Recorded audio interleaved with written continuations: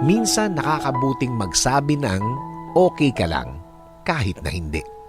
Ewan ko kung mag-a-agree ka na minsan mas magandang sarilinin mo na lang ang mga pinagdadaanan mo at piliing magpagaling ng mag-isa. Dahil kung ipaliliwanag mo nga naman sa lahat palagi ang sitwasyon mo, minsan nakakapagod na rin.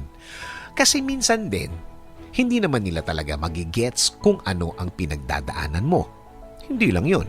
Wala naman talaga na gustong makaalam ng lahat o buong detalye ng nangyari sa'yo.